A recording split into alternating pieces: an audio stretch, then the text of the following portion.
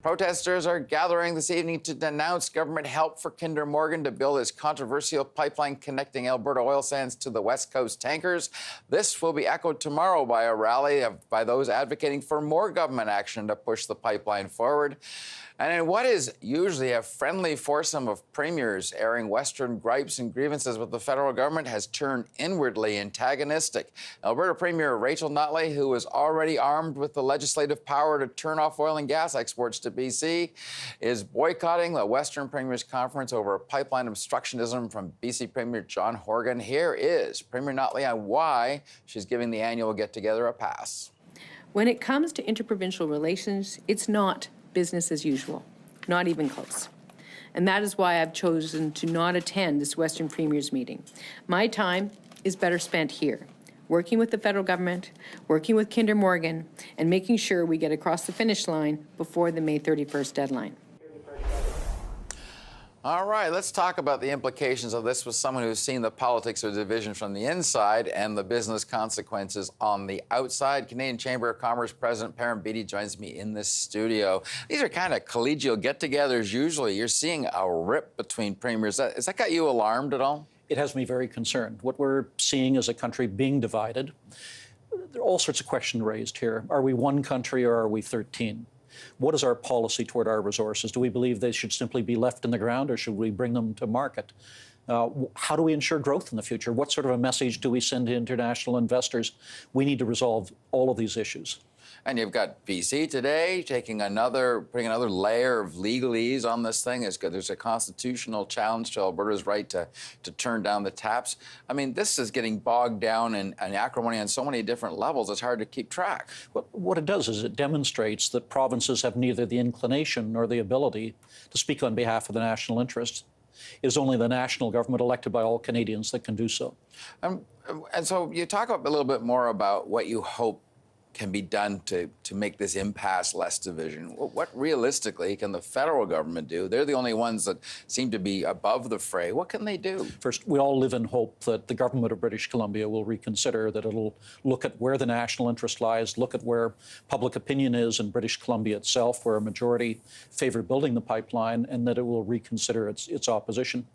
If it doesn't, it leads the federal government in a position of needing to assert federal authority to make it clear that the pipeline will be built and that they will take whatever measures are legally appropriate and constitutionally appropriate to make it happen.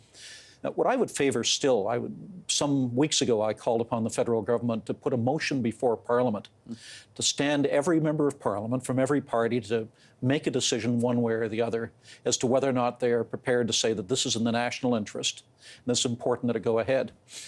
The government has the legal authority today. There's no question about the Constitution, in my view. The question is, how do we ensure that they have the political and moral ability to move ahead? One of the ways of doing that is to take the House of Commons and the Senate as well, and to give them a chance to express themselves on this clearly and unequivocally. All Canadians have a right to know where their parliamentarians stand.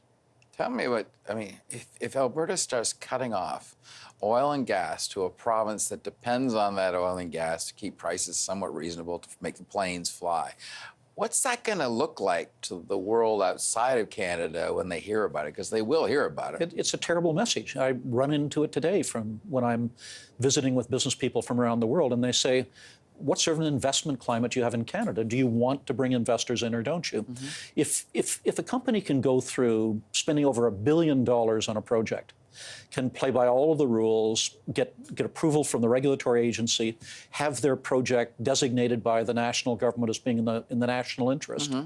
and still have legal subterfuges used against them, not to defeat the project, but to cause it to die as a result of delay, then for any investor looking at Canada, they say the risk is simply too high.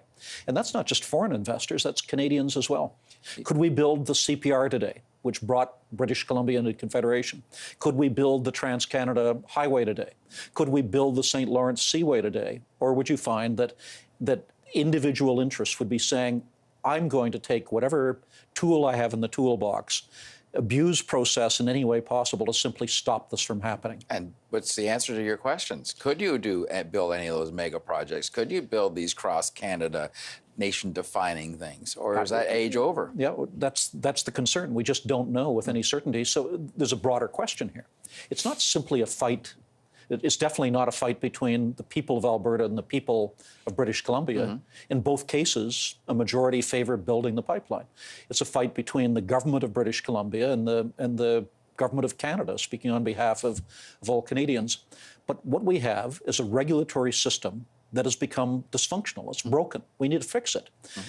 Nobody is suggesting that if a project is damaging to the environment and you can't mitigate the consequences of it, if community rights are affected in a very damaging way, nobody's suggesting that every proposal go through.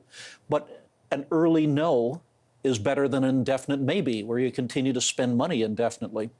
And in a case where people play by the rules, where they do everything right, where it's designated, where they're given the permission to go ahead, then the rule of law needs to apply.